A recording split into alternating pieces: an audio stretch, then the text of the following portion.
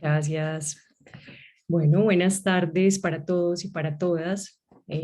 Me alegra darles la bienvenida de nuevo a esta cátedra abierta, Instituto de Filosofía. En esta ocasión estamos entonces con la primera sesión de conferencias de esta cátedra abierta que se ha denominado este semestre Aproximaciones críticas a la filosofía política.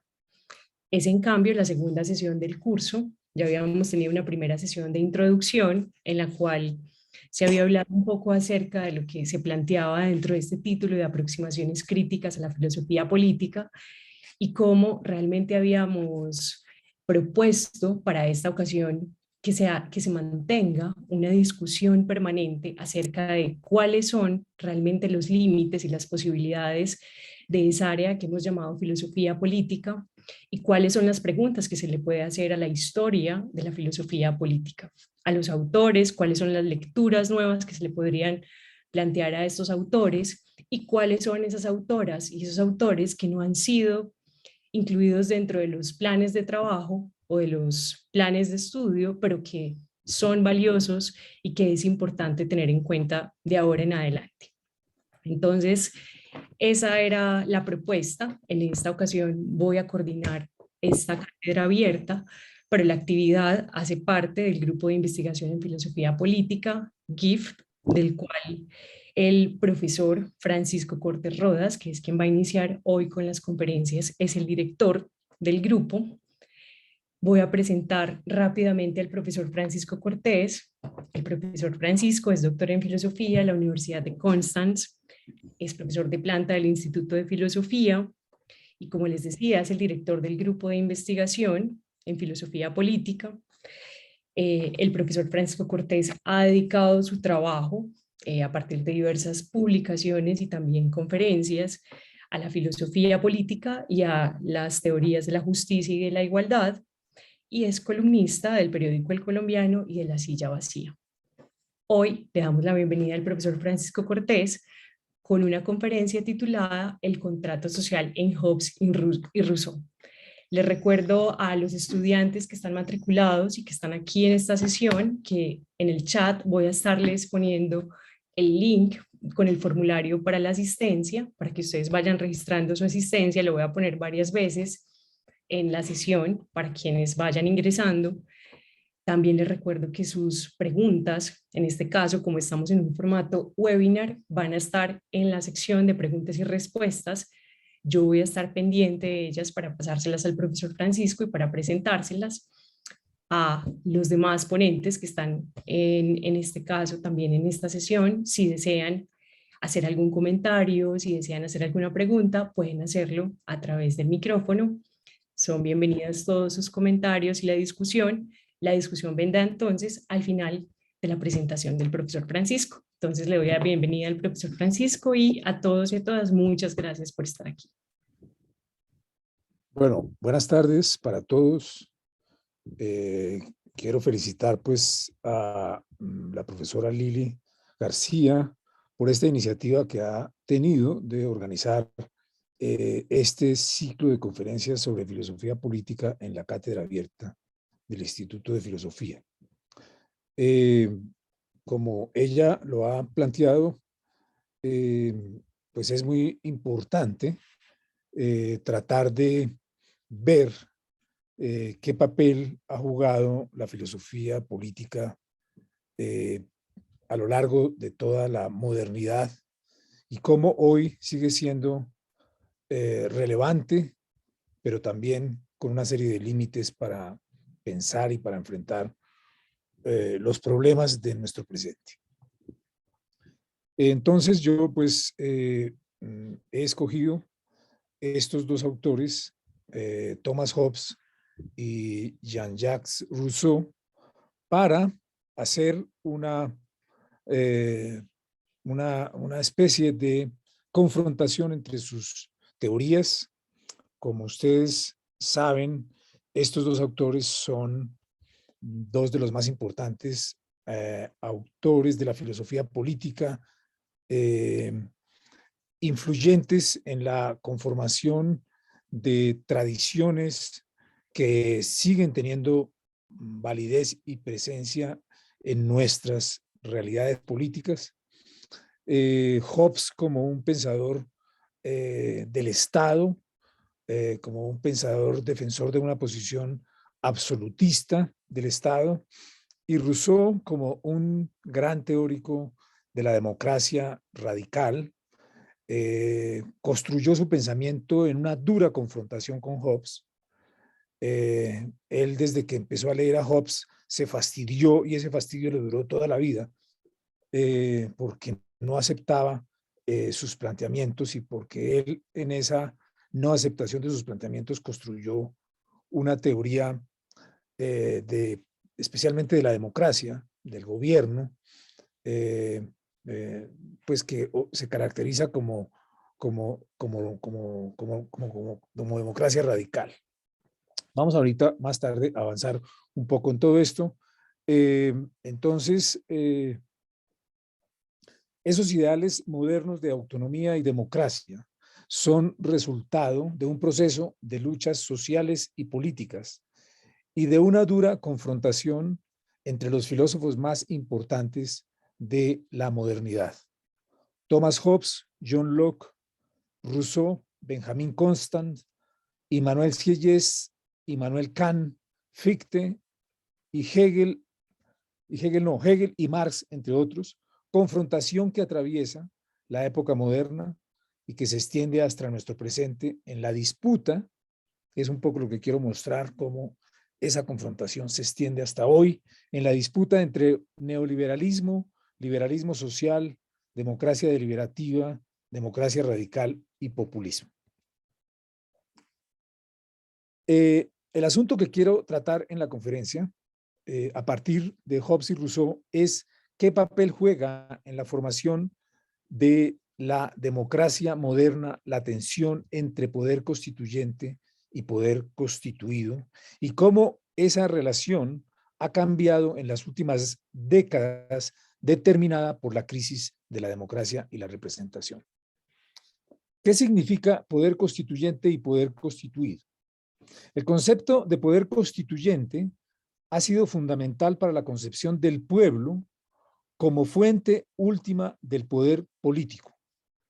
En este sentido, el concepto guarda una estrecha relación con la democracia, pues la democracia, en su acepción más básica, es el gobierno del pueblo o es el poder del pueblo. Esta perspectiva se definió por primera vez en la Revolución Francesa de 1789, donde se afirmó que la política, en primera instancia, la hace el pueblo cuando se constituye como pueblo y expresa su voluntad soberana creando una constitución. El pueblo tiene, en términos de Locke y de Sieyès, el poder constituyente, es decir, el poder de determinar la forma de gobierno, o sea, la constitución misma. Dice Locke, el pueblo es el único que puede decidir cuál sea la forma de la república, cierro comillas. Es el único que puede darse una constitución y es el único que puede cambiarla. El poder constituyente del pueblo es tanto fuerza revolucionaria, transformadora, subversiva y rebelde, por cuya voluntad surge el poder constituido de las instituciones, y en esta doble inscripción del poder constituyente, como poder constituyente creador de nuevas constituciones, y a la vez poder que origina las instituciones, ha tenido por efecto que el poder popular sea entendido tanto como auténtica expresión del ejercicio democrático como una fuerza desbordante que amenaza la democracia. La Constitución surge dentro de un proceso histórico político determinado. Se ve sostenida y configurada por determinadas fuerzas y en su caso puede ser invalidada por ellas. Tengan ustedes en cuenta un fenómeno muy reciente que es el fenómeno constituyente del Chile. Y recuerden ustedes el conjunto de luchas que se dieron allí desde el año 2011, especialmente desde el año 2011 hasta el 2019, en que se convocó, después de graves y tremendas y sangrientas luchas, se llegó a un pacto y se convocó una asamblea constituyente para que hiciera una nueva constitución que está a punto de ser proclamada. Entonces, la constitución surge dentro de un proceso histórico. Por eso les ponía el ejemplo de Chile, que está muy cerca. Se ve sostenida y configurada por determinadas fuerzas y en su caso puede ser invalidada por ellas. Su pretensión de validez no surge del mero factum de su nacimiento, sino de una magnitud que la precede y que aparece como un poder o autoridad especial. Desde la Revolución Francesa, a ese poder o magnitud se lo denomina poder constituyente. Así, la voluntad del pueblo como poder constituyente se define como aquella fuerza y autoridad política capaz de crear, sustentar y cancelar la Constitución en su pretensión normativa de validez, escribe Ernst Bokenford. No es idéntico al poder establecido del Estado, sino que lo precede. El concepto de poder constituyente es, por su origen y contenido, un concepto democrático y revolucionario que solo tiene su lugar en conexión con una teoría de la Constitución democrática. Voy a presentar entonces ahora los rasgos básicos de dos modelos de comprensión de la política provenientes de Hobbes y Rousseau, con el fin de diferenciar dos formas de entendimiento de lo que debe ser la democracia. El contractualismo filosófico ofrece una legitimación teórica contractual del dominio estatal en la forma de una reconstrucción racional del origen del Estado a partir de la voluntad unificada de los ciudadanos.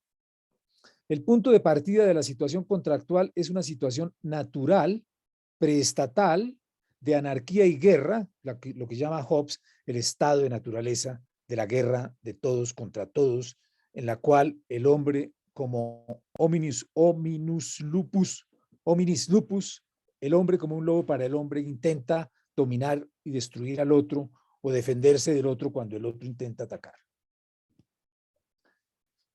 Ese punto de partida preestatal de anarquía y guerra de todos contra todos tiene algunas diferencias en estos dos autores.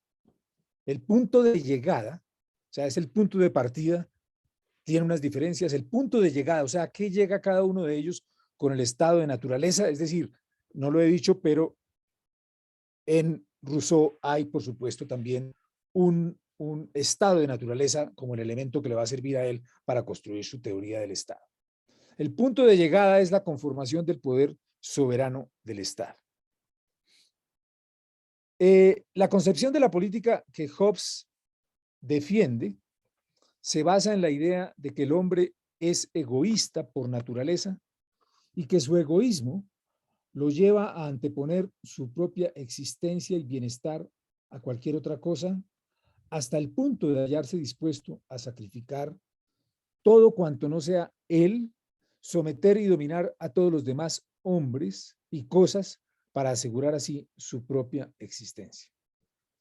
Cuando se presupone el egoísmo y la ambición de poder como características propias del hombre, se tiene que pensar necesariamente que el problema de la conformación del Estado ha de empezar por la violencia, sobre cuya coacción se funda después el derecho público.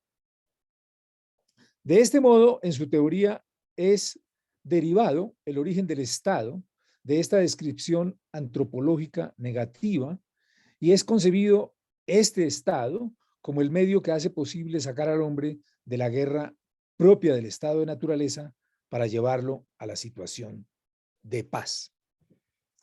La hipótesis del hombre en el estado de naturaleza es utilizada por Hobbes en el Leviatán, y aquí están ustedes viendo, y en la próxima también, la famosa portada del Leviatán, el famoso frontispicio del Leviatán, en donde Hobbes intentó de manera gráfica, gráfica, intentó mostrar los contenidos más generales de su teoría. Eh,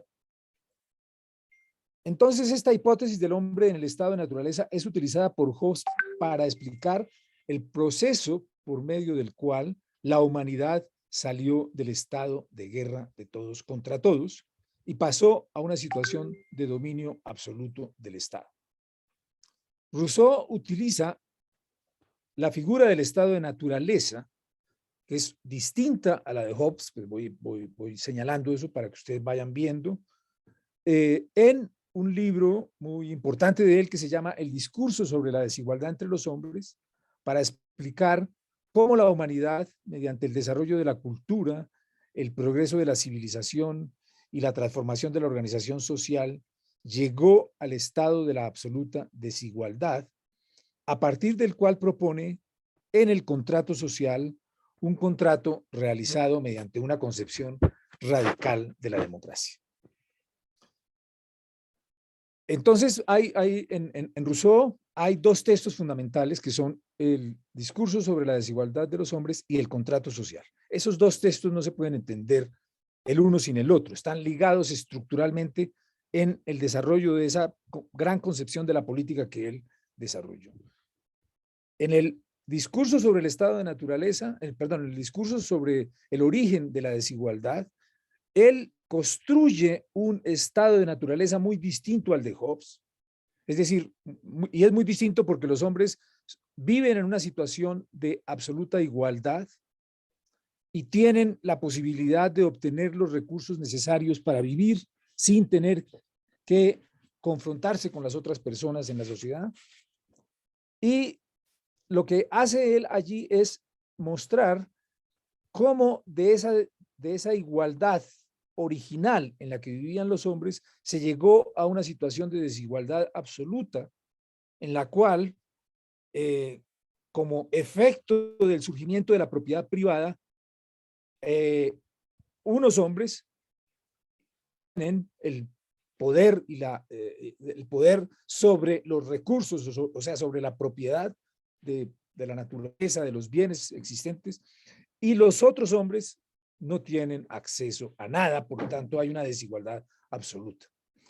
Entonces, eso conecta con el argumento del contrato social desde el primer párrafo del contrato social, cuando Rousseau dice que los hombres eran iguales, pero llegaron a un punto en el cual se convirtieron en absolutamente desiguales y lo único que podrá salvarlos es un tipo de contrato social, político, en el cual ellos vuelvan a construir las condiciones para rectificar el curso que se perdió. Es entonces muy distinto el modelo de contrato social y de estado de naturaleza en estos dos autores, y por eso es que esos dos autores son autores que representan posiciones y tendencias muy diferentes en la filosofía política y a lo largo de toda la modernidad han influido sobre distintos grupos y poderes sociales y políticos. Rousseau utiliza la figura del estado de naturaleza en el discurso sobre la desigualdad para explicar cómo la humanidad, mediante el desarrollo de la cultura, el progreso de la civilización y la transformación de la organización social, llegó al estado de la absoluta desigualdad, a partir del cual propone en el contrato social un contrato realizado mediante una concepción radical de la democracia. El estado de naturaleza hobbesiano debe ser abandonado porque las estrategias inevitables de la acumulación de poder y la desconfianza absoluta hacen imposible la vida para todos. Rousseau, por el contrario, lleva el aislamiento del hombre natural a tal punto que los hombres no se ven entre sí y por eso no se ven obligados a la forma de existencia comparativa y competitiva propia de la visión hobbesiana. Los solitarios rousseauianos están tan aislados que ellos no deben realizar ningún esfuerzo para hacerse valer física y socialmente ante sus semejantes. Entonces, antes de continuar, pues simplemente voy a mostrar muy brevemente lo que significa esa portada del Leviatán. Es una portada que elaboró Hobbes con una serie o con un pintor de la época, pues con una persona que hacía pintura gráfica, y la quería poner pues, en la portada del libro, que era algo que se utilizaba pues, en esa época, en la época de Hobbes, que es 1570, 60. En esa época se usaba ilustrar los libros con o los capítulos al interior de los libros con una serie de dibujos, que eso provenía pues lógicamente de los romanos y de los griegos. Entonces, en esta portada del Leviatán, que es esta completa que está aquí, está representado lo que es el estado hobbesiano, el estado absoluto, que está compuesto, o que está en la parte de abajo, se ve pues como una especie de ciudad rodeada por unos campos, sobresale el soberano, que es un hombre, que es un monarca, y que tiene en una mano la espada que simboliza el poder civil, y que en otra mano tiene la mitra episcopal, que significa el poder religioso. Ahí se ve una ciudad pacificada. Eso es lo que hace el Leviatán, eso es lo que hace la teoría del Leviatán de Hobbes, pacificar una sociedad que ha vivido en una situación de guerra de todos contra todos, en un enfrentamiento entre los hombres, en el estado de naturaleza, como se llama entonces. La ficción que creó Hobbes de ese estado de naturaleza, la creó precisamente con esas características para dar paso a ese tipo de contrato en el cual los hombres, que son los que componen ese cuerpo y que se alcanzan a ver ahí como unas rayitas, sí, eso es el conjunto de hombres que decidieron salir del estado de naturaleza y entrar a una asociación civil y política para que un poder absoluto constituido por ellos mismos les garantice la vida, la libertad y la propiedad y la seguridad sobre sus bienes, sobre sus casas, sobre todo, pues, lo que una persona pueda poseer. Bien, entonces, les decía ahorita que la figura del contrato social de Rousseau pues, es completamente distinta, pero vamos entonces avanzando en esto. En la crítica a la lógica representativa, que es la lógica representativa, es la lógica que Hobbes construyó en su teoría en los capítulos 14, 16, 18. Esa lógica representativa consiste básicamente en que precisamente los hombres salen del estado de naturaleza, pactan uno con uno, conformar un soberano absoluto y le entregan a ese soberano absoluto el poder absoluto para que él los gobierne. O sea, el soberano es un representante. Ellos son representados.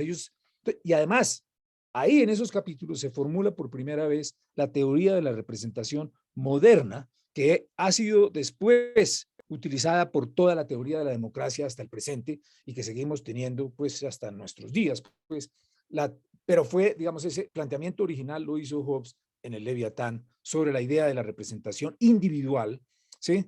Y la conformación de una estructura política que nos represente para cumplir un fin determinado. Ese fin determinado, en el caso de Hobbes, era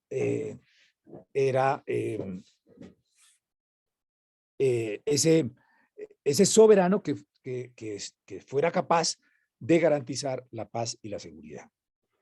Bien, entonces, contra esa figura representativa se levanta Rousseau. La crítica a la lógica representativa es el verdadero objetivo de Rousseau contra Hobbes.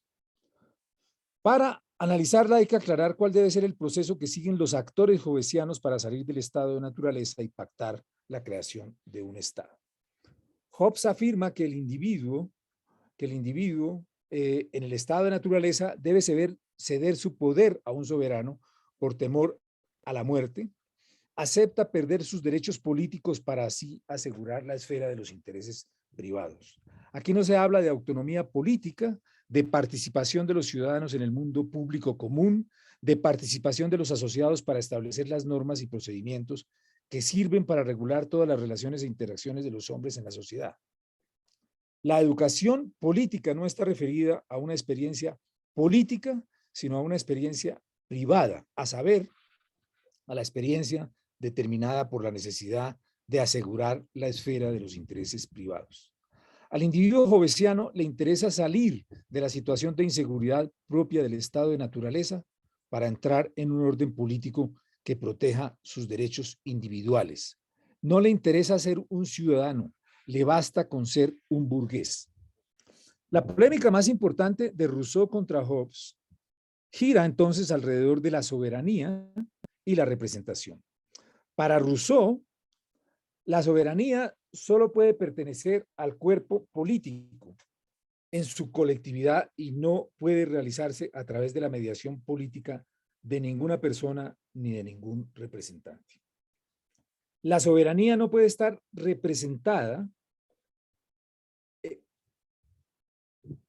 ni puede ser enajenada. La soberanía consiste básicamente en la voluntad general y esta no se representa.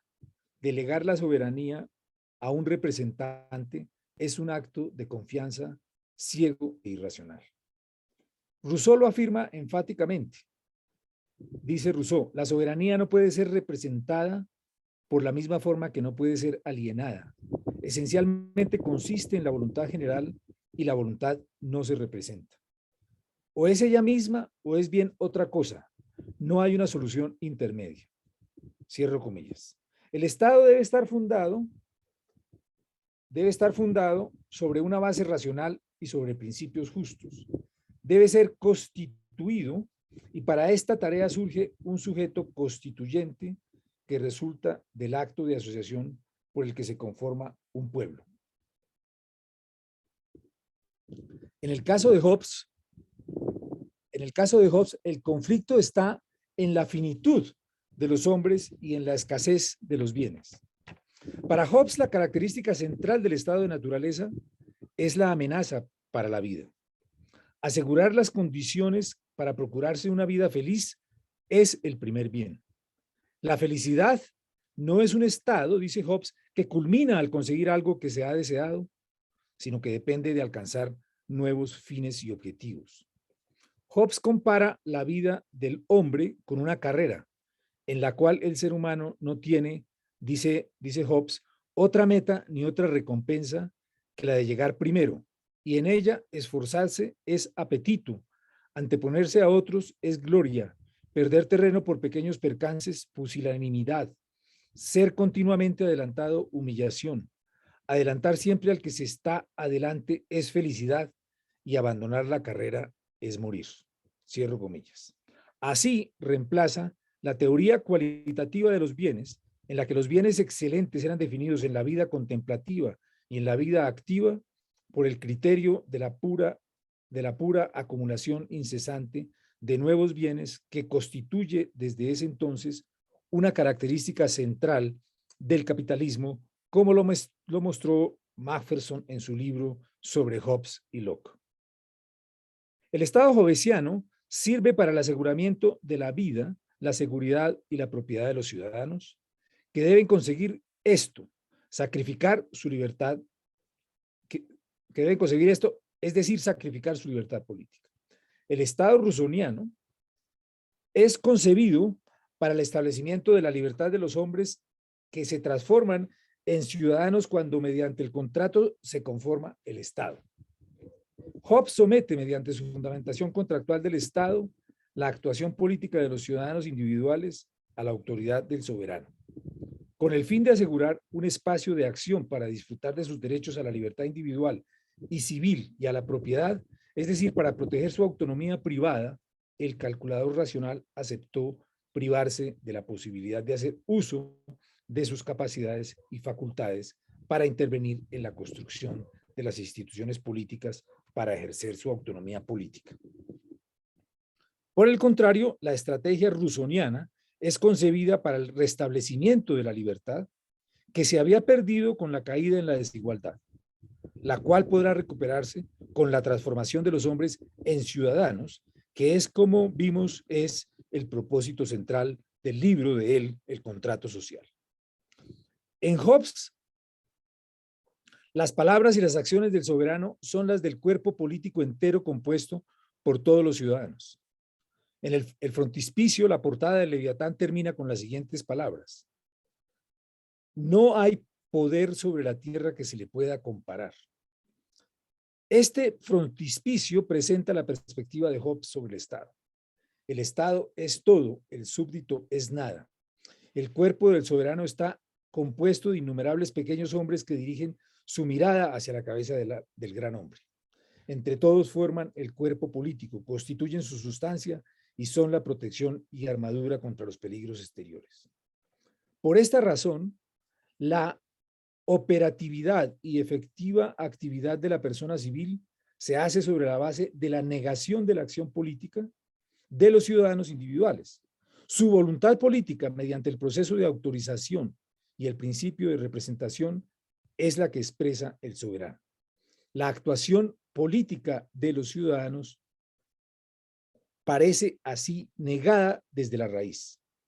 En esta situación no es posible hablar de participación política de los ciudadanos, en esta participación, o sea, en esta figura de Hobbes. Frente a esta potencia absoluta encarnada en el soberano, el individuo no tiene más que obedecer. En la estrategia política de Rousseau, o afirma Rousseau, el estado de Hobbes termina en un contrato con el que el hombre elimina su libertad. Por eso Rousseau transformó completamente el contrato, como ya lo hemos mencionado, con el fin de salvar la libertad, y articuló así dos elementos: el diagnóstico de la modernidad hecho en el discurso sobre la desigualdad y un programa político que plasmó en el contrato social. Es decir, Rousseau es el primer filósofo en la modernidad que hace o que propone un diagnóstico de la modernidad. Mucho antes, pues, que Weber y que la escuela, pues, que Adorno y que Horkheimer, ya Rousseau había formulado un diagnóstico, y a partir de ese diagnóstico había planteado una idea de cómo debería ser ese contrato social. Con esta estrategia buscó rectificar el curso equivocado de la modernidad mediante un proceso de profundización y extensión de la democracia, la cual supone para Rousseau la participación de todos en el poder público. La propuesta de Rousseau consiste en un concepto radical de la democracia, repito, en el cual ésta, como ejercicio directo del poder del pueblo, no puede ser reemplazada por una soberanía popular construida mediante el sistema representativo como la concibieron Hobbes y Locke y Pufendorf y luego Kant. Así escribe Rousseau: como quiera que sea, desde el momento en que un pueblo nombra representantes, ya no es libre, ya no existe. Cierro comillas. De este modo, el problema que plantea el contrato social es encontrar una forma de asociación que, dice Rousseau, defienda y proteja con toda la fuerza común a la persona y los bienes de cada asociado, y por la cual, uniéndose cada uno a todos, no obedezca, sin embargo, más que a sí mismo y permanezca tan libre como antes. En el primer diagnóstico de la modernidad del discurso sobre la desigualdad, muestra que con el fin del estado de naturaleza entró el hombre natural en la historia. La vida natural da paso a un proceso de socialización. Para Rousseau, este proceso histórico representa la decadencia, la caída en la desigualdad. La representación que Rousseau hace de este proceso es completamente negativa, a diferencia de la idea que se hace Hobbes, quien diseña la historia del paso de un estado político marcado por la guerra de todos contra todos a un estado político positivo caracterizado por la instauración de un poder soberano. En el caso del discurso sobre la desigualdad de Rousseau, el desarrollo histórico es concebido como un creciente alejamiento de una situación original positiva caracterizada por la igualdad. Rousseau transforma completamente los polos de la argumentación contractualista. Mientras que Hobbes y Locke avanzan del estado de naturaleza al estado civil, Rousseau considera que estas son solamente dos fases al interior de una historia de la socialización humana. El derecho que se concreta mediante el contrato en las versiones de Hobbes y Locke no es más que la violencia legalizada del estado de naturaleza, la violencia anterior de la situación precontractual que no puede ser superada, sino que se reproduce en la forma del derecho. Mediante estos pasos, Rousseau muestra de qué manera se produjo la socialización que, a través del origen de la propiedad privada y el desarrollo de la agricultura, la ganadería, la minería y la metalurgia, condujo al progresivo alejamiento de la situación paradisíaca original de la igualdad. A partir de este diagnóstico de la sociedad, plantea como alternativa política asegurar la libertad para todos, creando el Estado mediante el procedimiento republicano. En un punto importante se diferencia el estado de naturaleza de Hobbes del estado de guerra social de Rousseau. Este último no es un estado de la igualdad, sino de la desigualdad, y ciertamente una desigualdad producida por factores socioeconómicos, una desigualdad creada por el mismo hombre. De esto se deduce que el carácter conflictivo de ese estado no es descrito como una guerra de todos contra todos, sino que es interpretado en términos socioeconómicos como un antagonismo fundamental entre ricos y pobres. De esta forma, cambia la motivación para abandonar el estado de naturaleza. Para Hobbes, se hace en función de la prevención de todos. Para Rousseau, el Estado se convierte en un protector de los ricos, en el dispositivo para la protección de la propiedad. El punto de culminación de esa destrucción del mundo político es un despotismo en el cual el Estado cae en la violencia. Ya después no falta sino que Max Weber proponga su famosa frase sobre que el Estado es hay Estado en el momento en que hay una organización que acapare todos los medios de la violencia y por lo tanto es el único que puede usar la violencia de manera legal. Pero Rousseau ya había criticado esa posibilidad de idea o de concepción.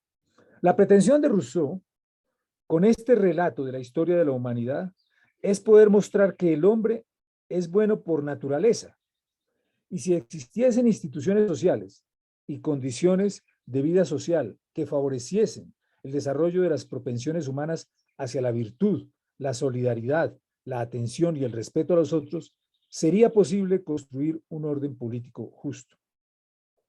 El orden político que surgió como resultado del progreso de la desigualdad es un orden contrario al derecho natural.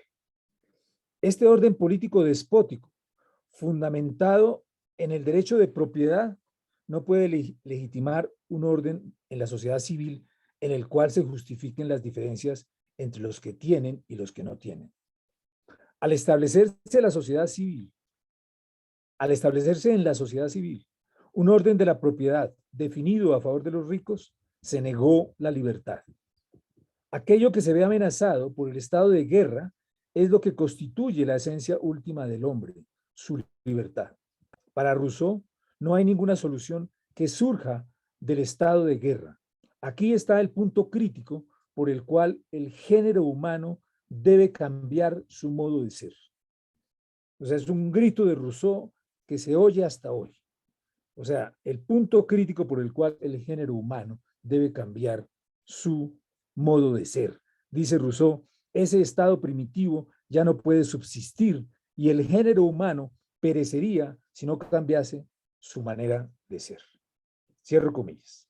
La aspiración de Rousseau es la de bosquejar una forma política de comunidad cuyo ejercicio del poder es necesariamente justo y que está en concordancia con la libertad de cada uno. El planteamiento jurídico que su teoría toma de la argumentación hobbesiana se apoya en la estrategia liberal, pero no se dirige a una limitación basada en los derechos individuales y a una vinculación constitucionalista del poder. El planteamiento jurídico de Rousseau se basa en la estrategia democrática, se fundamenta en el concepto del propio dominio de los contratantes. Rousseau reemplaza el absolutismo estatista de Hobbes por un absolutismo democrático.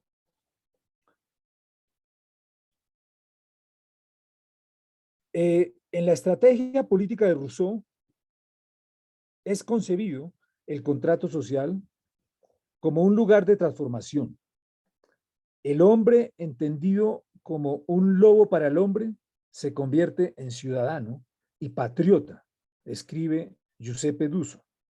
El contrato rusoniano permite desarrollar las disposiciones del ser humano, pues civiliza, cultiva y moraliza a los hombres.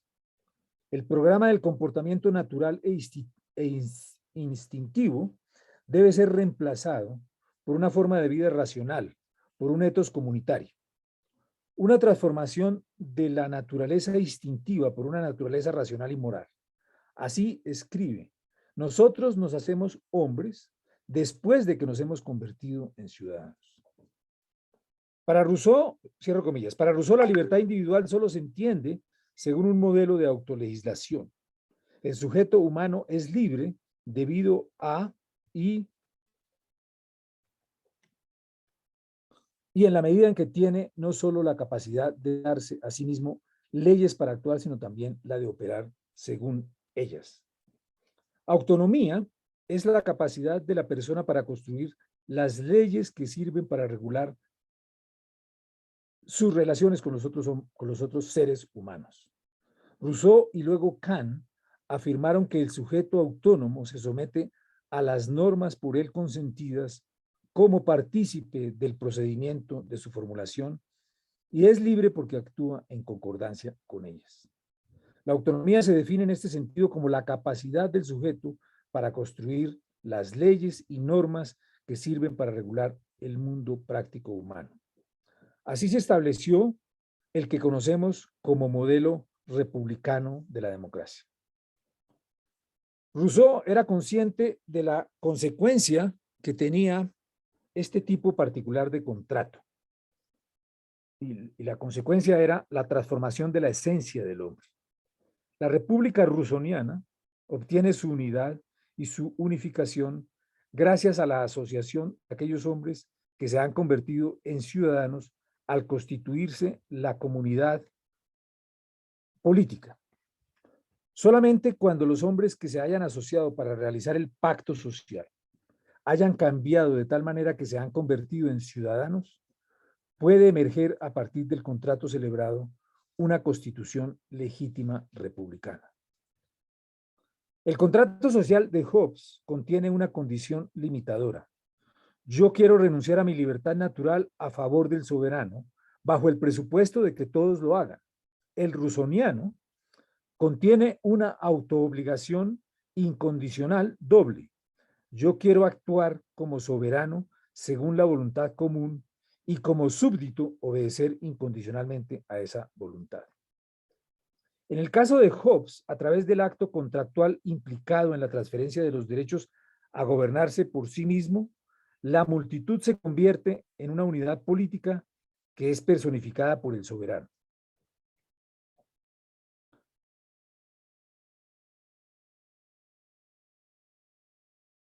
La lógica de la representación política moderna no podía presentarse más claramente. Cada uno expresa un único acto de la voluntad que no es político, sino que funda el espacio político en el cual ya no actuará. Ese es el problema, o esa es la descripción de lo que pasa en Hobbes. O sea, los ciudadanos en el momento en que salen del estado de naturaleza actúan políticamente, conforman el Estado y después de conformado el Estado nunca más vuelven a actuar políticamente. O sea, no hay, el único que va a actuar políticamente es ese soberano constituido por los mismos ciudadanos. Con este acto, cada uno pasa a concebir la voluntad de un solo hombre o de una asamblea de hombres como voluntad del cuerpo político y por tanto también como su propia voluntad en cuanto es miembro del cuerpo político. Después de lo cual ya no habrá necesidad de ningún tipo de consenso. La voluntad política de los ciudadanos, mediante el proceso de autorización y la representación, es la que viene expresada por el soberano. La actuación política de los ciudadanos parece así negada desde la raíz. En esta situación no es posible, como les decía, hablar de participación política entre los ciudadanos. Frente a esta potencia absoluta encarnada en el soberano, el individuo no tiene más que obedecer. He ahí, en síntesis, la esencia de su actividad política: obediencia a cambio de seguridad. De este modo, podemos concluir afirmando que el Estado en Hobbes no surge del consentimiento de las personas a él sujetas, sino de una transferencia de poder. Al ceder el individuo en el estado de guerra su poder a un soberano por temor a la muerte, acepta perder sus derechos políticos para así asegurar la esfera de los intereses privados. Con esto se señala en la lógica de la representación política como Hobbes la construyó, y con esto se señala que en la lógica de la representación política se encuentra la raíz de la desaparición de la actuación política de los ciudadanos, problema frente al cual reaccionaron, entre otros, Rousseau, Sieyès, Kant, Hegel, Marx. He mostrado entonces cómo puede concebirse a partir de los dos modelos de la libertad negativa, Hobbes y el republicano de la democracia, el asunto de la formación de la democracia. Los argumentos teóricos han cambiado un poco, pero los aspectos fundamentales permanecen iguales. Para John Stuart Mill, Isaiah Berlin, Robert Nozick, la libertad consiste en que las resistencias externas no les impidan realizar los objetivos que se han propuesto los mismos individuos. Un hombre libre es, escribió Hobbes, quien en aquellas cosas de que es capaz, por su fuerza y por su ingenio, no está obstaculizado para hacer lo que desea. Cierro comillas.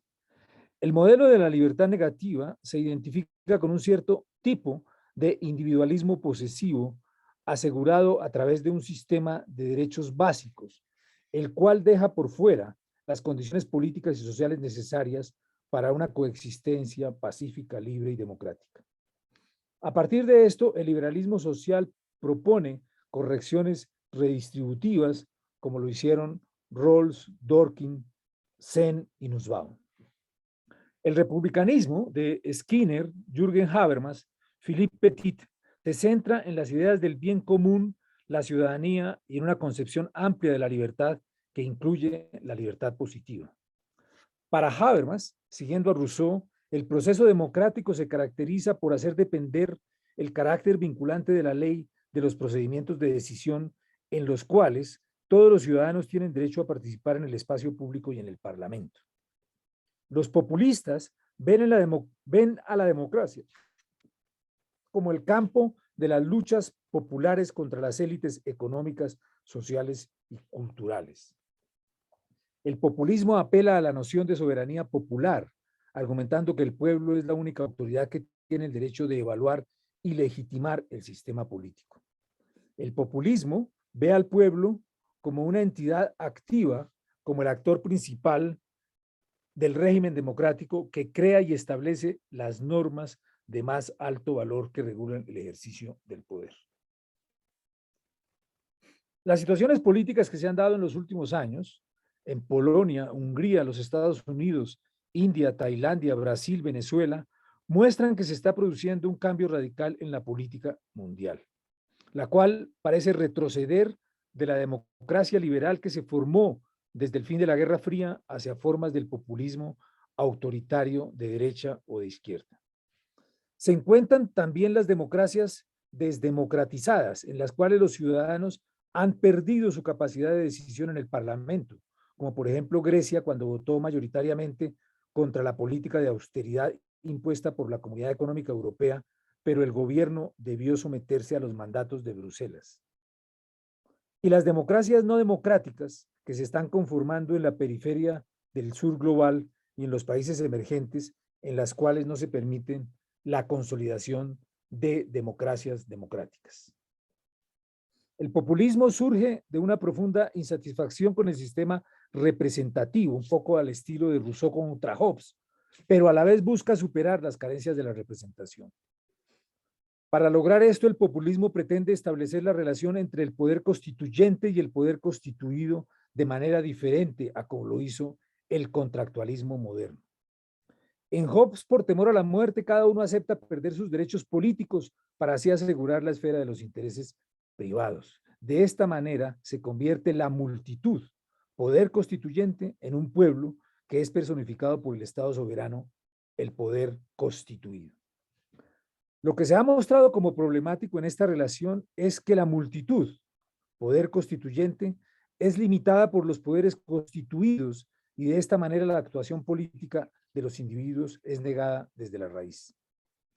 Contra esta estructuración de los conceptos políticos, contractual, liberal y representativa, ha buscado el socialismo y más reciente el populismo y la teoría de la poshegemonía establecer de una nueva forma la relación entre la multitud como sujeto del poder constituyente y el poder constituido del Estado. Finalmente debemos preguntarnos si puede suponerse, como lo hace el populismo, que es el pueblo sin el sistema representativo, el único como una entidad activa que debe crear y establecer las normas de más alto valor que regulan el ejercicio del poder y la vida social en general. Bien, con esto entonces termino mi intervención. Muchas gracias, profesor Francisco. Bueno, les recuerdo a todos y a todas que en la parte de preguntas y respuestas pueden escribir sus preguntas. Por el momento tenemos una pregunta de Juan Romero. Juan pregunta, ¿hasta qué punto Hobbes considera al hombre bueno y qué utiliza para afirmar lo bueno o lo malo cuando se refiere al hombre? No, Hobbes no considera al hombre ni bueno ni malo.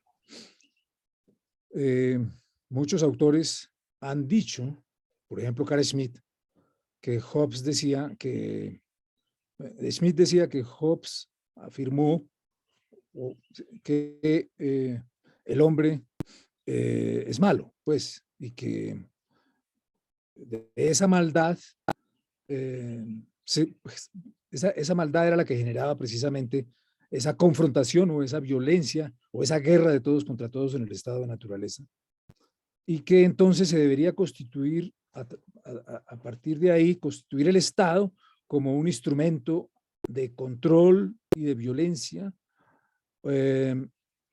porque aunque los hombres hayan decidido salir de ese estado de naturaleza, esos hombres, como son malos por naturaleza, hay que tener, digamos, un control total sobre ellos. Pero Hobbes no dijo eso, pues según lo que yo he entendido y según otra serie de interpretaciones que me parecen mejores que la de Carl Schmitt sobre Hobbes. Hobbes dice que el hombre digamos, es un egoísta, sí. O sea, en esa antropología práctica de Hobbes que él desarrolla de los capítulos primeros del Leviatán, del capítulo primero al capítulo 10, él muestra, digamos, cuál es la naturaleza del hombre, de qué está hecho el hombre, cómo está constituido y por qué actúa de una determinada manera. Y ahí es central entender que Hobbes concibe que el hombre es un ser más de la naturaleza. Y como un ser más de la naturaleza está condicionado por la misma naturaleza, es decir, condicionado por las fuerzas naturales, ¿sí? Y todas sus acciones obedecen a ese condicionamiento que proviene de la naturaleza. Ese condicionamiento que proviene de la naturaleza, que él estudia primero en un libro anterior al Leviatán, que es del hombre, allí, pues entonces, de lo que se trataba para Hobbes primero era estudiar la naturaleza como tal, o sea, la comprensión de la naturaleza. El filósofo debería comprender la naturaleza, luego comprender al hombre y luego comprender lo que puede hacer el hombre. Entonces, de un lado, la naturaleza, pues la comprende el hombre en la medida en que es capaz. O sea, Hobbes es posterior a Bacon y es un filósofo y es un científico natural que está estudiando con los grandes científicos de ese momento que se agrupaban de vez en cuando en París, con Mersenne, con Galileo, ¿sí? Etcétera. Y para Hobbes el primer problema era el del problema de la comprensión de la naturaleza, la comprensión científica de la naturaleza, que ya estaba completamente separada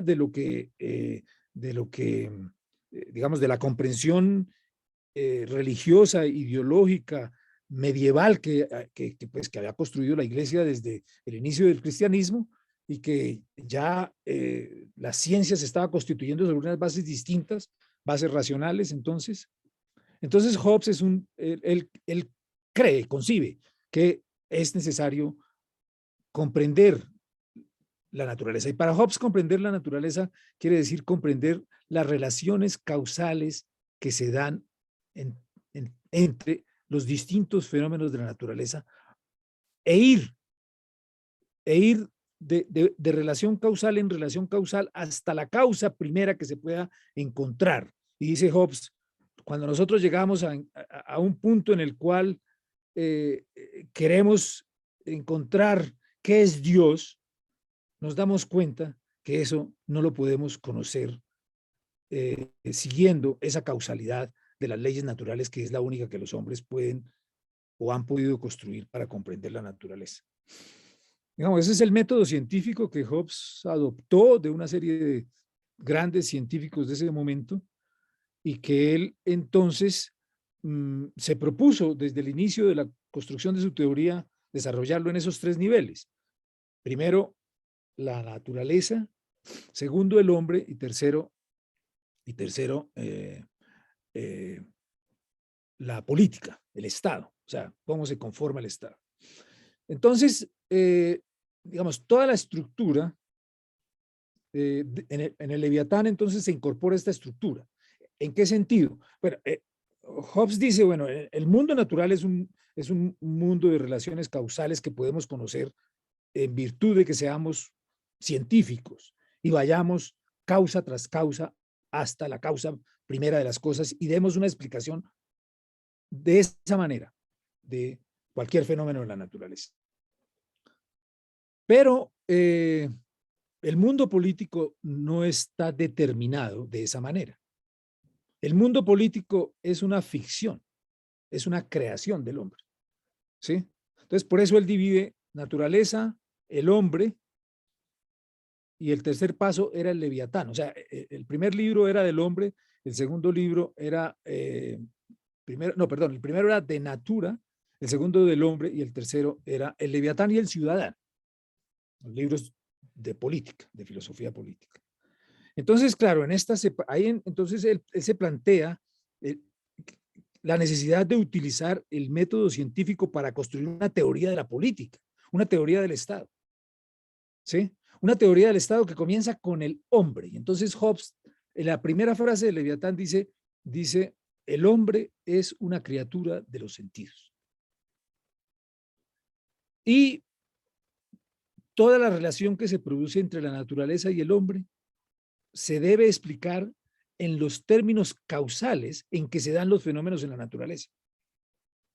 Y de esa manera va pasando de la sensación primera, la imaginación, el lenguaje, la razón, todas estas estructuras del pensamiento las va explicando como elementos que van sirviendo para articular esa relación causal entre los fenómenos del mundo natural y el hombre, que es el que él quiere explicar. O sea, el Leviatán tiene en los primeros 10 capítulos como objeto de estudiar un individuo, el hombre hobbesiano. ¿Qué es el hombre hobbesiano? Y el hombre hobbesiano es egoísta, pero es que egoísta no es ser malo. Bueno, en el caso de Hobbes no puede ser malo porque además ese egoísmo es el que le permite sobrevivir en el estado de naturaleza, que es un estado de guerra de todos contra todos. Entonces, como él es un hombre egoísta, pero todos los demás también lo son, ¿sí? Y están enfrentados, pues es la guerra de todos contra todos. Tenemos que, claro, es una ficción de Hobbes, ¿no? Pues no, o sea, no tiene que ver aquí con Arauca ni con nada de esas vainas, sino, entonces, el hombre es ese ser egoísta que lucha desesperadamente por sobrevivir. Y Hobbes dice, por más fuerte que sea un hombre, por más poderoso que llegue a ser, nunca podrás tener la seguridad absoluta de que otro hombre menos débil sea capaz de matarlo. ¿Sí? Entonces, claro, el estado de naturaleza es un estado de absoluta inseguridad. Hay una inseguridad total sobre todo. Nadie puede tener seguridad y el poder que tenga un hombre para defenderse, nosotros podemos imaginarnos, digamos, formación de grupos, ¿sí? Para que, por ejemplo, Nozick en Anarquía, Estado y Utopía se imagina ese tipo de grupos de seguridad, ¿sí? Que aquí en Colombia llamamos paramilitares. Pero entonces se forman ese tipo de grupos para que protejan a un hombre, porque ese hombre es poderoso, pero él no va a tener nunca la seguridad. Y de pronto, pues o otro grupo o un simple hombre mucho más débil se le entra por la noche al castillo y lo mata. Entonces, claro, el punto es un lugar de absoluta inseguridad, de miedo, de terror. No puede haber propiedad, no puede haber derechos, no puede haber justicia. Ahí no hay justicia porque cada uno impone su justicia. Es un lugar de terror, de temor. Entonces el hombre jovesiano, en esa antropología jovesiana, él pinta pues al hombre como un ser temeroso, que siempre está pues pensando que lo pueden matar o someter, pues convertirlo en un esclavo. Entonces eso es lo que, pero claro, Hobbes dice, entonces otra vez para lo de malo y bueno, entonces claro, ese hombre es egoísta. Pero pues eso no es, en esa situación, pues es que en esa situación no hay valores morales. Uno no puede decir eso es bueno y eso es malo, en esos términos morales. Eso no existe. No existe la justicia, no existe el derecho. Entonces lo único que existen son hombres que se defienden unos frente a otros. Y el hombre no es solamente un ser egoísta, un ser que lucha por la supervivencia, un ser que busca tener poder para poder defenderse, sino que es un ser con razón, dice Hobbes. ¿Sí? Es un lobo con razón, porque como la frase famosa esa del Leviatán que dice, el hombre es lobo para el hombre, pero entonces Hobbes dice más adelante, es un lobo con razón. Y como es un lobo con razón, él puede imaginarse una situación en la cual sea posible salir del estado de naturaleza para pasar al otro estado, que es un estado civil, es un estado político en donde hay un soberano que tiene poder absoluto y que garantiza la seguridad, la vida, la propiedad.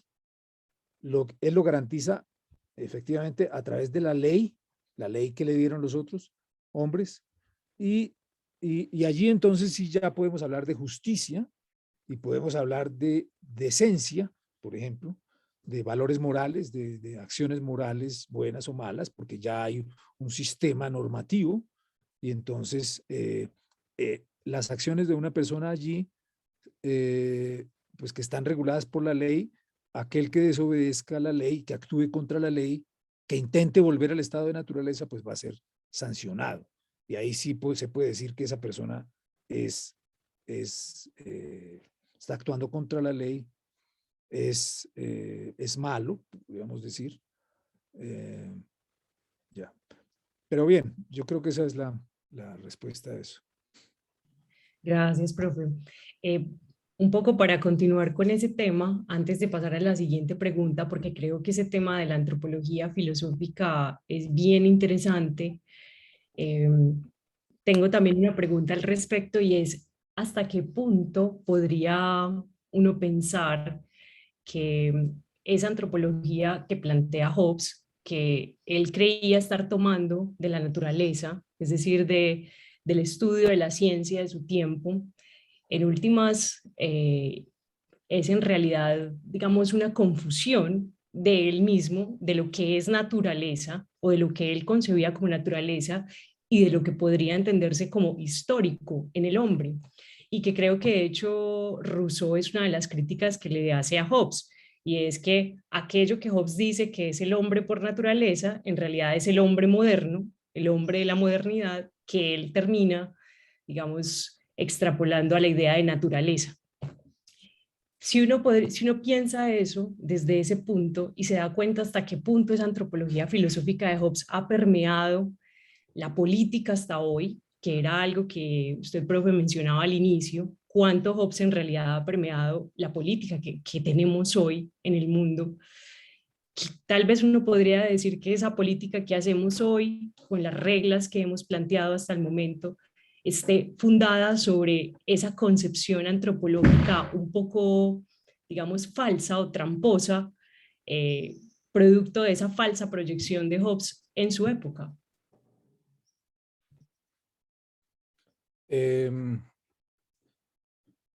Bueno, voy a tratar de volver a hablar sobre la antropología teórica y práctica que hay en el Leviatán. Porque claro, de esa idea de que el hombre es una criatura de los sentidos pasa Hobbes a definir, eh,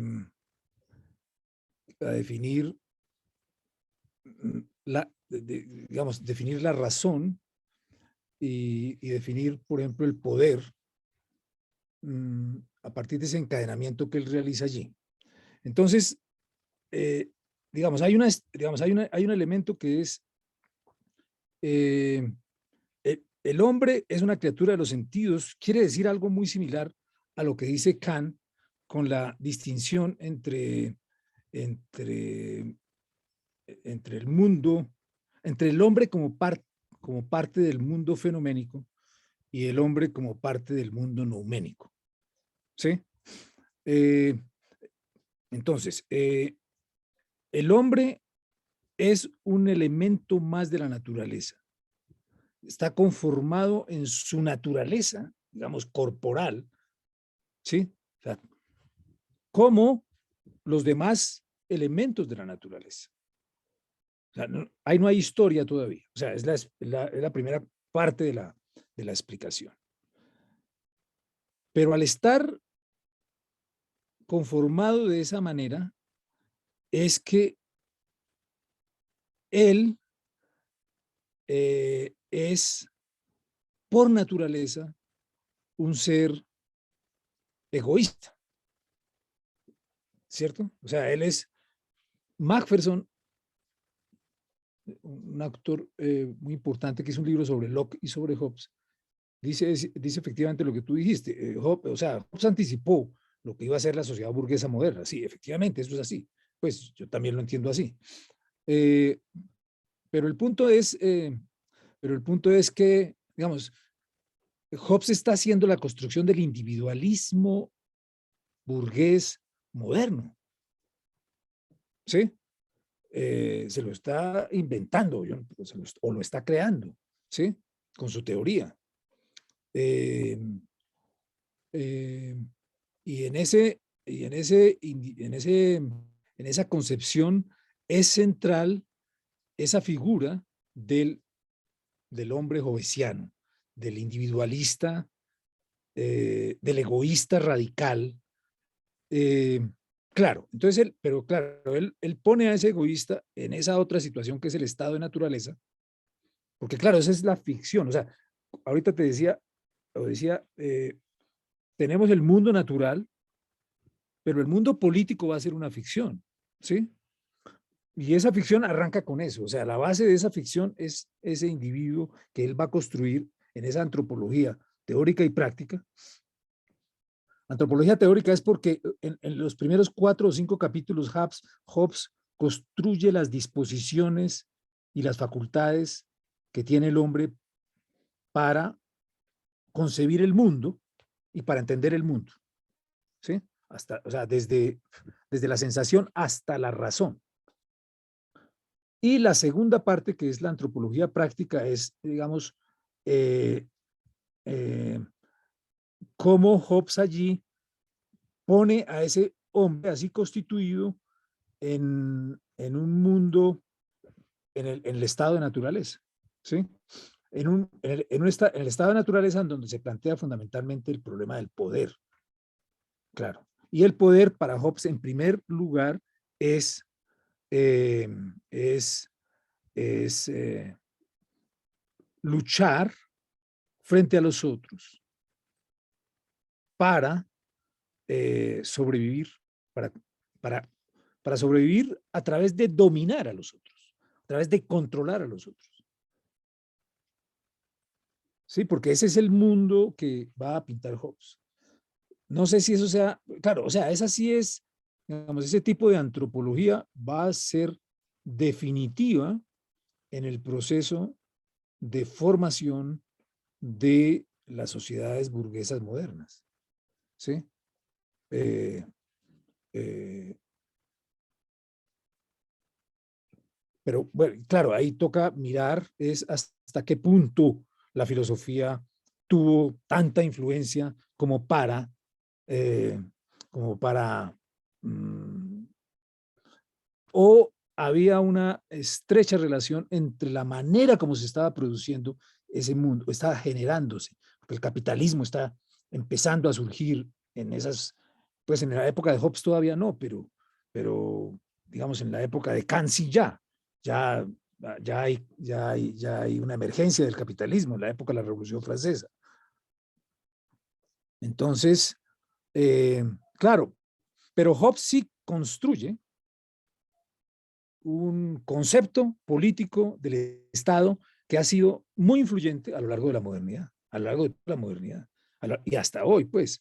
Y, y eso no solamente en el plano de la construcción del Estado Nacional, sino en el incluso más influyente, me parece a mí hoy, en el plano de las relaciones internacionales. Porque lo que dijo Hobbes, que es un parrafito ahí en la última parte del Leviatán, sobre lo que sería, porque Hobbes dijo bueno, este problema de la solución del estado de naturaleza es el problema interno de los estados. Pero el problema de las relaciones entre los estados no se puede plantear de la misma manera, porque los estados, porque nunca podría haber una autoridad soberana sobre los estados. ¿Sí? No podría haber un gran leviatán sobre los océanos, ¿sí? Controlando los estados, así como el leviatán de Hobbes controla el estado, la comunidad interior del estado. Y dice Hobbes, no podría haber eso porque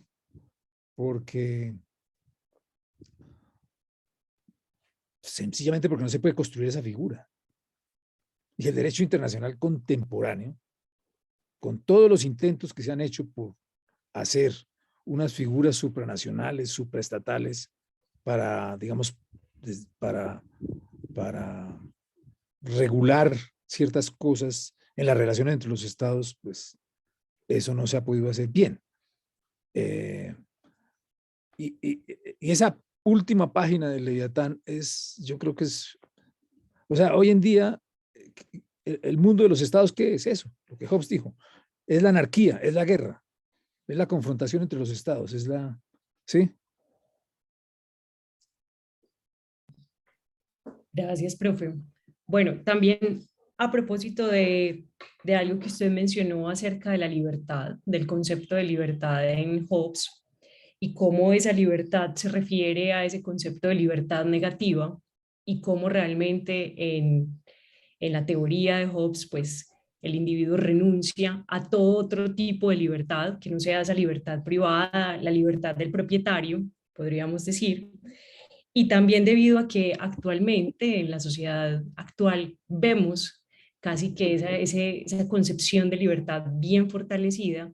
A propósito de eso, hay una pregunta aquí en el chat que creo yo que es bien interesante al respecto y tal vez se relaciona con esa última parte también de ese intento que ha hecho el populismo como de estimular también a las personas para que vuelvan a reclamar otra forma de la libertad.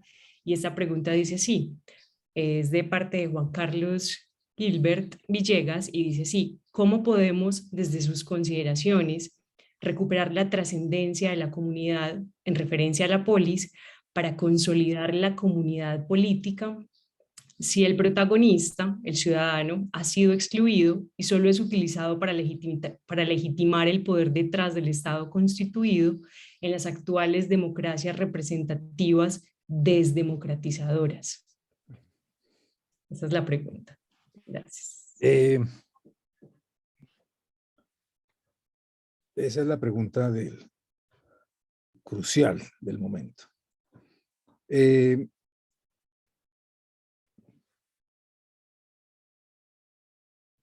Bueno, yo creo que, digamos, podemos utilizar el ejemplo de Chile. Ahí me parece que es importante. Porque Chile, pues en este momento, ya pues está terminando pues el proceso de elaboración de una nueva constitución, que se espera va a ser una constitución muy de avanzada, pues por el grupo de personas que están allí y por las mayorías digamos, de tipo de izquierda y liberal que hay allí. Entonces, seguramente, pues tiene que ser algo bien importante. Pero además ya, pues también tiene un presidente de izquierda que acaba de ganar las elecciones y que se va a posesionar dentro de un tiempo. Bueno, pero es que todo eso es resultado de un proceso muy largo pues de luchas políticas de mucho tiempo, pues de muchos años. O sea, esto no arrancó tampoco en el 2011. Esto arrancó eh, con la llegada de Allende al poder. Cuando Allende llegó al poder, llegó más o menos una cosa similar a la de ahora con este presidente Boric. O sea, llegó la izquierda al poder, un presidente de izquierda, en un país que había sido pues muy conservador y muy tradicional y con profundas desigualdades, con mucha pobreza, y pues llega Allende e inicia pues un proceso de reformas de acuerdo a lo que él pues como socialista había prometido y quería hacer. Bueno, eso pues fue frustrado porque la, la, la élite chilena, que es peor que la colombiana, inmediatamente organizaron el golpe y simplemente mataron a Allende, lo derrocaron y llegó Pinochet y estuvo 17 o 18 años en el poder. Una dictadura terrible, pues eliminaron a todos los líderes políticos y sociales que lograron encontrar, porque pues muchos alcanzaron a irse del país, pero los que se quedaron allí, y luego toda la época pues de Pinochet fue una época terrible, pues desde el punto de vista de la democracia. Uno no puede comparar a Pinochet con Hobbes, porque eso sería un atropello a la razón. Pero Pinochet era el gran leviatán, pues. Pero no, en realidad Hobbes o sea, la teoría de Hobbes es mucho más liberal y nunca hubiera servido para legitimar atropellos de ese tipo. Creo yo, ¿no? Pues no sé. Pero luego viene pues el fin de Pinochet, todo el proceso, y luego vienen todos estos años de transición. Ya algunos gobiernos, ya había habido un gobierno de izquierda con la señora Bachelet, y pues y eso expresaba o manifiesta que existía una lucha política grande en la sociedad chilena, sociedad que buscaba construir de otra forma su organización política y y bueno, pues después llega este presidente que está todavía, pues que ya me olvidó, el presidente actual de Chile, pues el que antes de él. Y él pues radicaliza un poco más las cosas porque pues él es él mismo es un capitalista muy importante, dueño de cantidad de empresas y entonces se radicalizan las posiciones y se empiezan los enfrentamientos durante todo su gobierno que terminan en un primer gran levantamiento en 2011 y luego en otra cantidad de manifestaciones y cosas hasta 2019, que es el gran movimiento pues, en Chile, que fue un poco anterior a lo que pasó aquí en Colombia, pero que fue también muy violento, como ustedes recuerdan, eh, eh, pero era la sociedad chilena eh, en las calles, los estudiantes jugaron un papel fundamental en todo esto porque los estudiantes han sufrido mucho por la situación económica del país, por el tipo de préstamos que tienen allí los estudiantes, por las pocas posibilidades que tienen para después encontrar trabajo, los que consiguen esos préstamos después no los pueden pagar, etcétera. Todo eso que ustedes ya pues han oído y imagino que conocen bien. Entonces, eh, eh, entonces, eh, pues bueno, la consecuencia de todo esto, pues es decir, esa es la expresión política del descontento profundo social que había en Chile y se llega a una situación de negociación de la cual resulta que la única posibilidad que hay es que se pueda hacer una nueva constitución. Y es lo único que va a calmar al pueblo chileno en ese momento. O sea, el pueblo chileno no vuelve a las casas hasta que se pacte que se va a hacer una nueva constitución. Y eso es lo que están haciendo ahorita allí. Entonces, claro, Chile es una excepción en el mundo en este momento, porque a pesar, o sea, yo nombro una cantidad de países, pues Hungría, Polonia, Alemania, que están teniendo, pues en Europa, toda esta cantidad de grupos de ultraderecha que están cada vez eh, creciendo y teniendo mayores votos y puestos en el Congreso, en los congresos, pues la situación de Brasil, la situación de los Estados Unidos, pues de los Estados Unidos sigue siendo terrible.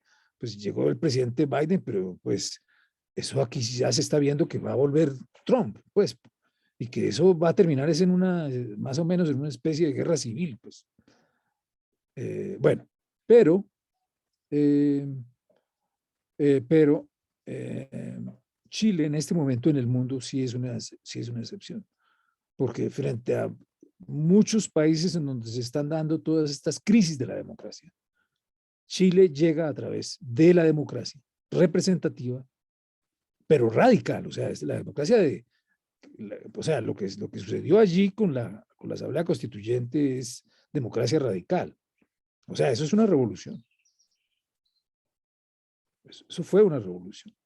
O es una revolución, porque es que las revoluciones no se acaban el día que uno deja de tirar piedras.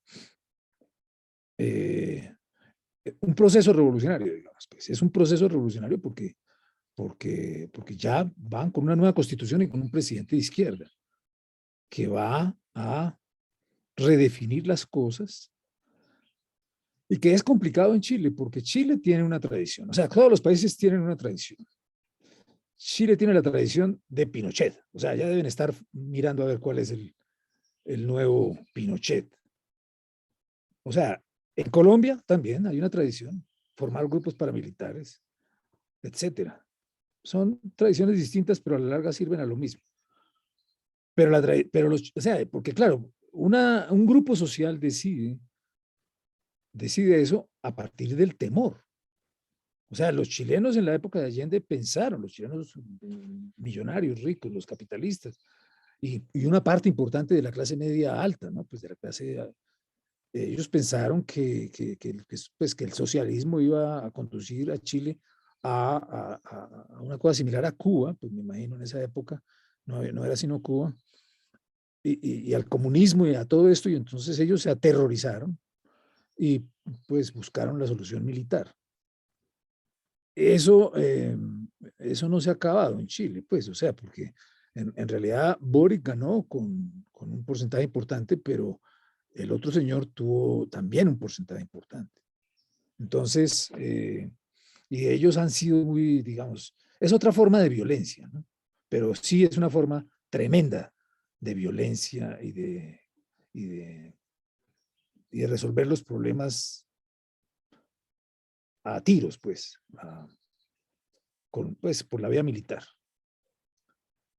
Bien, entonces bueno, claro, la crisis de la democracia sí es un fenómeno complejo y sí es un fenómeno que está pasando pues desde hace muchos años en muchas partes del mundo, porque las democracias representativas no están funcionando y no están funcionando no solamente las democracias representativas, sino toda la institucionalidad que tiene que ver con eso, los partidos políticos, todo eso no está funcionando para lo que debería funcionar.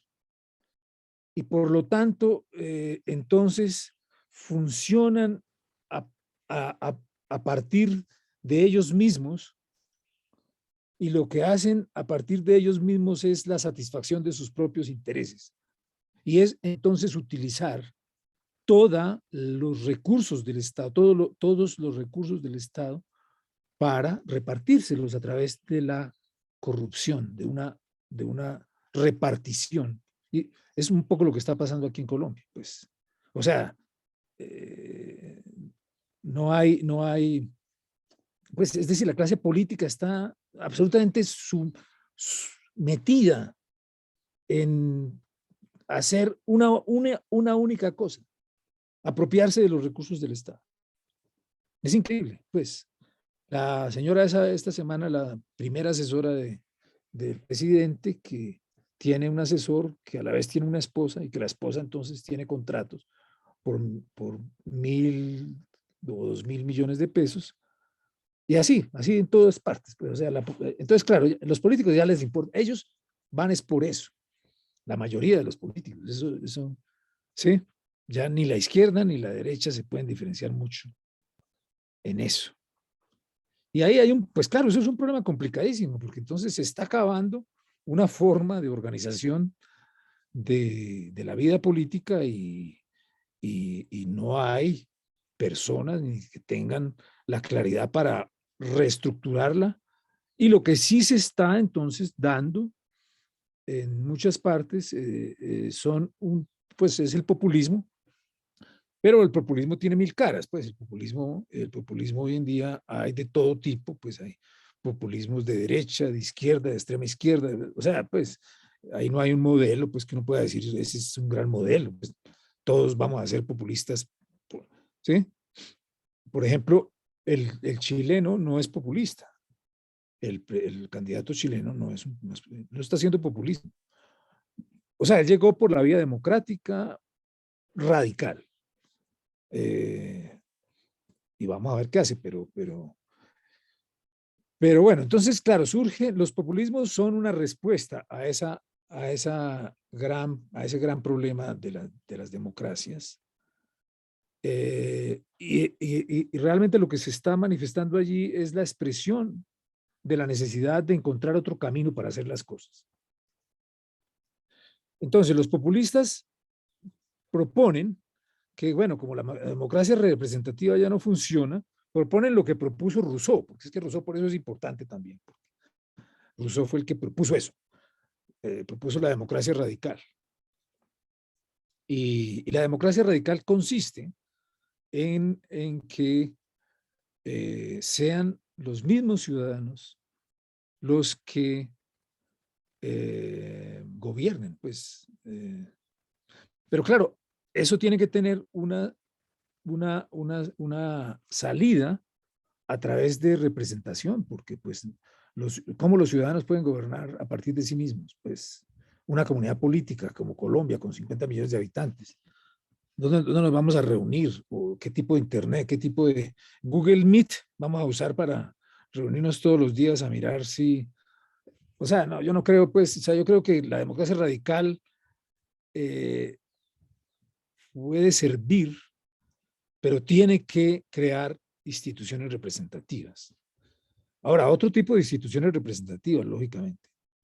Y tienen que haber, pues sí, otras personas que, otra mentalidad. Pues, o sea, sí, tiene que haber muchos cambios al estilo de Rousseau. Pues Rousseau decía, tiene que haber hombres virtuosos. Pero, claro, pues los zampones en la política, en la burocracia, pues ellos qué, pues ellos van por lo de ellos.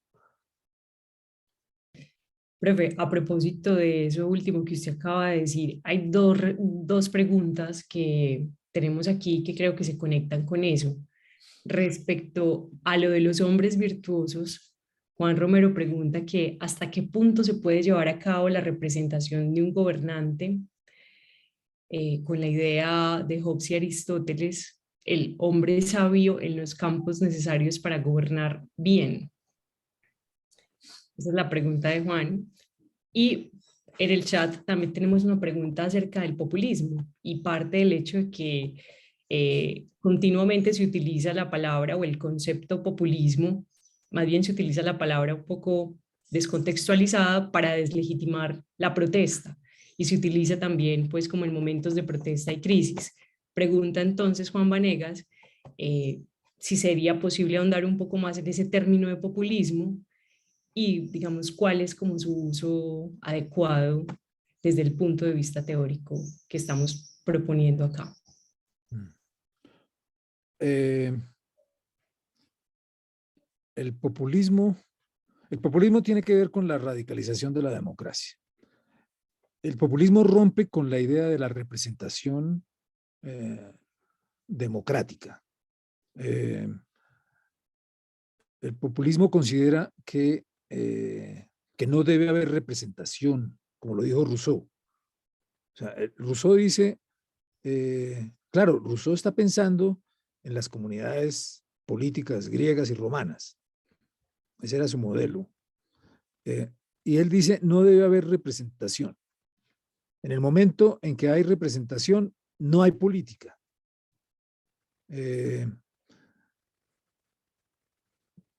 Sin embargo, el mismo Rousseau se dio cuenta de ese problema en otro libro que se llama, un libro que él escribió que se llama Las Constituciones de Córcega y de otra, bueno, no me acuerdo del otro, de la otra isla. Y allí él volvió a formular el problema de la representación. Pero, digamos, como las tesis centrales del populismo son esas, o sea, pues que la democracia moderna ha fracasado, la democracia representativa moderna ha fracasado y la representación democrática también ha fracasado porque no está sirviendo para los propósitos que tiene que funcionar. Entonces, la democracia debe ser radical. La democracia debe extenderse, además dice Laclau, dice, la democracia debe extenderse a otros ámbitos de acción de la sociedad, a la economía y a la sociedad. O sea, la democracia no debe ser exclusiva de la política, o sea, de la política representativa, de los parlamentos y del Ejecutivo, ¿sí? Sino que entonces la democracia debe expandirse por la sociedad o en la sociedad y, por ejemplo, y eso quiere decir, la democracia en la economía quiere decir que las empresas económicas de los propietarios privados particulares deben permitir la organización democrática, que quiere decir en ese caso la participación de todos los obreros en la vida de la empresa. ¿Sí? La democracia social quiere decir que entonces tampoco se restrinja lo político, sino que también debe extenderse a otras esferas de la sociedad o instituciones de la sociedad, como por ejemplo la educación. Entonces se habla de que las universidades deben ser gobernadas democráticamente, en el sentido radical, es decir, en el sentido en que se le dé una amplia participación a todos los miembros la, de la, de la institución educativa, profesores, estudiantes, empleados, egresados, etcétera. Con el fin de, digamos, que de esa manera se crea una forma de participación en la que todos están involucrados en distintas esferas para regular, digamos, para organizar esas esferas y para decir cómo debe distribuirse. Bueno, no sé, es complicado eso, porque claro, las universidades, por ejemplo, tienen unas jerarquías que dependen pues, del papel que tienen que jugar los profesores, etcétera. Pues. Pero bueno, ese es el planteamiento. O sea, entonces hay una radicalización de la democracia, quiere decir eso, pues, ampliación de la democracia a todos los niveles, a todos los ámbitos. Y bueno, y ya en el plano puramente político también, pues entonces hay que pensar en cómo debe darse un proceso de construcción de la normatividad desde la idea de la participación de todos.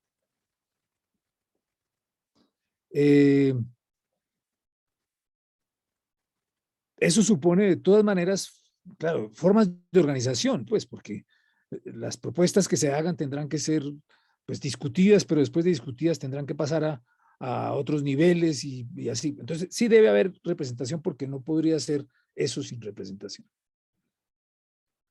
Pero, digamos, en los gobiernos populistas que ha habido hasta ahora, ninguno ha logrado desarrollar planteamientos radicales en ese sentido. Aunque sí, ya hay algunas experiencias, pues, muy importantes, como por ejemplo en Bolivia, ¿sí? Evo Morales introdujo una serie de cambios con los cuales se produjeron importantísimas formas de intervención de otros grupos diferentes de los grupos políticos tradicionales en la vida política del país. Todo eso está por crear de alguna forma, habíamos dicho. Sí.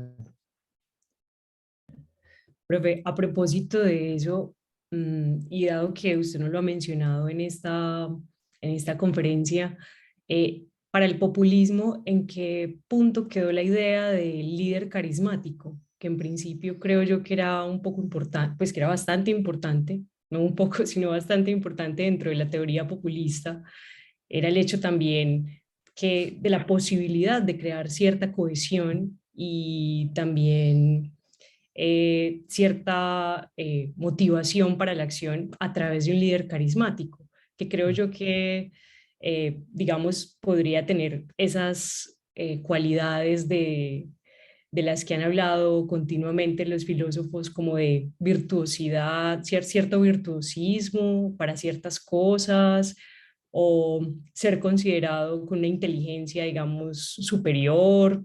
Pero ¿dónde quedó esta idea del líder carismático dentro de los populismos de los cuales se habla actualmente y que también se impulsan actualmente? Eso, y por otro lado, para ya plantear esta última pregunta que apareció aquí en el chat, y es si sigue siendo la democracia el sistema político que debe promoverse, pregunta Camilo Bello, teniendo en cuenta las críticas que provienen de filósofos pues, como Aristóteles, Platón, Aristófanes, Tocqueville, Rothbard, entre otros. Esas serían entonces como las últimas preguntas. Bien, entonces primero lo del líder carismático, que es un asunto bien importante, porque eso se puede explicar, pero también se puede criticar. O sea, el populismo ha sido criticado fuertemente por digamos, por la idea del líder carismático, por el concepto del líder carismático. Porque, digamos, digamos, el más importante movimiento populista en el siglo pasado en América Latina fue el peronismo. ¿Sí? Perón fue un gran líder populista, carismático, ¿sí? Pero ¿cuáles son los problemas del líder carismático? ¿Cuál es lo que plantea el populismo? En el caso de Perón, él, él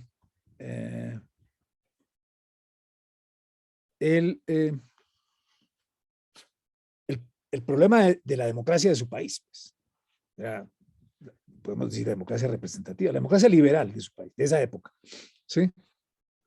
Y bueno, y de la influencia de los partidos conservadores, etcétera, toda la situación política de crisis del modelo político existente en ese momento que hizo posible que Perón llegara al poder.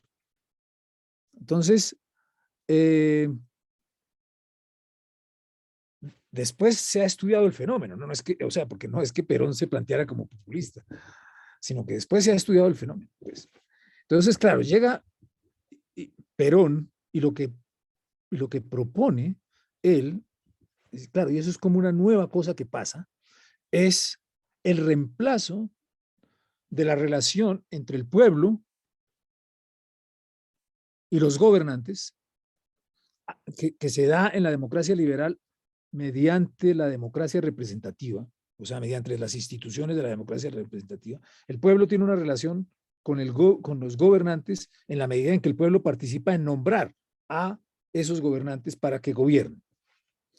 Entonces, Perón supera esa relación y la cambia por otra en la cual el pueblo ya no se expresa a través de las instituciones representativas, sino que el pueblo se expresa en una relación directa entre él y el pueblo, en la plaza pública.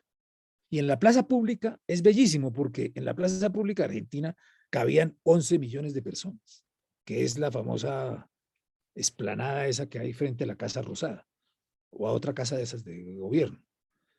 Miren ustedes los discursos, el discurso de Perón de 1948, que es cuando él sale de la cárcel, ¿sí? Él es ministro, pero lo metieron a la cárcel y la presión tan grande del pueblo hace que el presidente tenga que sacarlo de la cárcel. Y entonces el día que sale él de la cárcel se organiza un gran evento en Buenos Aires y él es la primera vez pues que actúa de esa forma. Pues, y él entonces sale a ese balcón y da un discurso. Esa vaina es impresionante, eso es una cosa terrible. Pues lástima no poderse uno retroceder en el tiempo para apoyar a Perón.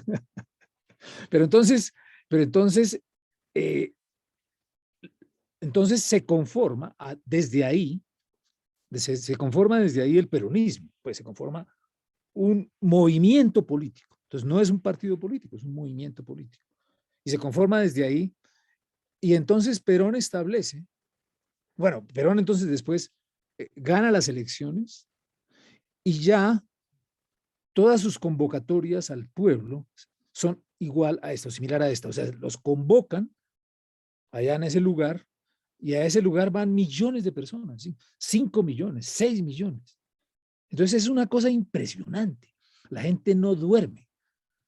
Y Perón habla y esos discursos de Perón son una cosa, en realidad uno sí entiende ahí, oyendo un discurso de esos, la diferencia que hay entre democracia populista y democracia representativa. Están las palabras, o sea, están las frases que hay que captar ahí. Y no solamente en el discurso de Perón, sino en los discursos de Evita. Ella era más, bueno, ella era más política de izquierda que Perón. No era que fuera más política, sino que era más de izquierda que Perón. Ella provenía de los movimientos populares. Entonces es realmente impresionante.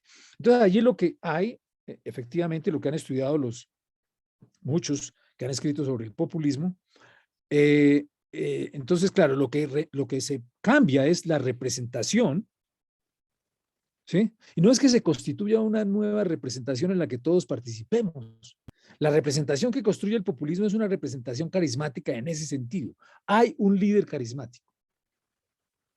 Entonces hay una comunicación directa entre el pueblo y el líder carismático. Y es interesante ver todo esto del pueblo ahí. Pues lo que alcanza uno a ver pues en esas películas viejas, pues, pero se ven unas expresiones de las personas, pues, del amor por el líder, por el gran líder, por el líder virtuoso, que ahí sí quién sabe qué tan virtuoso sería don Perón, porque pues no, él después terminó dándole plomo a los mismos izquierdistas. Entonces, bueno, pero la gente creía que era virtuoso. Pero sí, bueno, él fue un gran líder, pues, y un líder, lógicamente, que él transformó toda la estructura distributiva de producción, de producción, no, de la creación de la riqueza en función del pueblo argentino. Creó instituciones de salud, de educación, subsidios, pensiones, etcétera. Todo eso lo creó Perón en esos pocos años y eso no, casi no lo pudieron desmontar los últimos neoliberales, pues porque no fue tan fácil, porque la gente ya, eso ya pertenecía a ellos. Pero fue en realidad es un modelo del líder carismático, del líder carismático. El otro modelo es Chávez, pues Chávez también fue un gran líder carismático, ¿sí? Y él también se comunicó de esa manera con el pueblo, ¿sí? Pues seguramente menos personas eran, pero también lo hizo con el pajarito y con todas las cosas que hacían y lograban una comunicación y generaban un proceso de transformación de la realidad económica de sus respectivos países.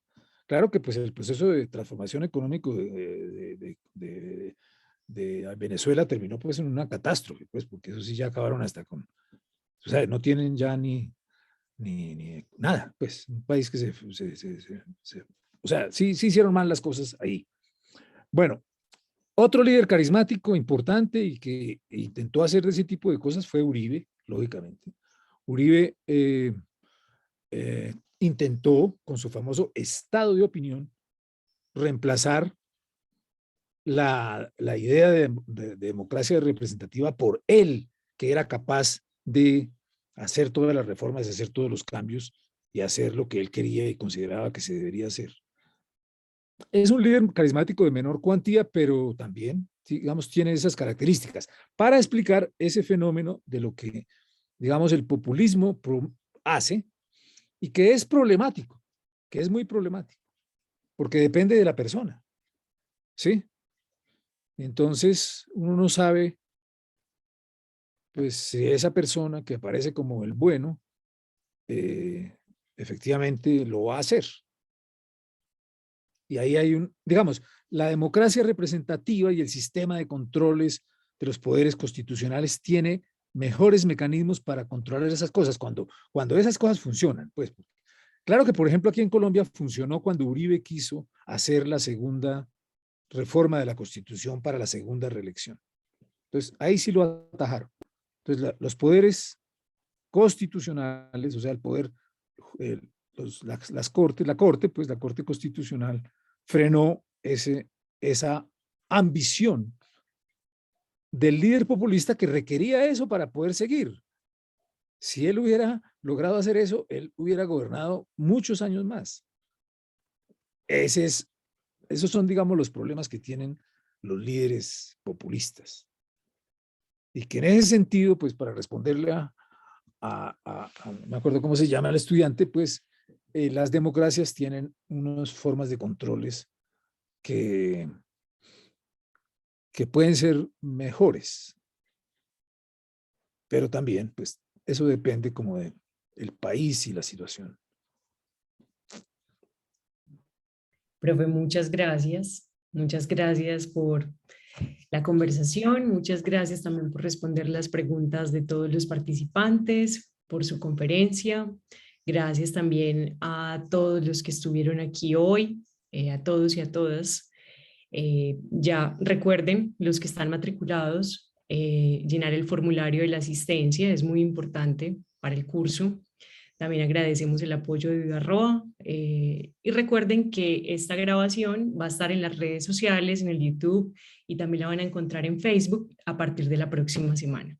Entonces, muchas gracias, nos vemos la próxima semana y que estén muy bien. Gracias. Muchas gracias a Lili, a Luisa Echeverry de UDA, @UDA, y a los estudiantes que estuvieron aquí en la clase de hoy. Listo, gracias.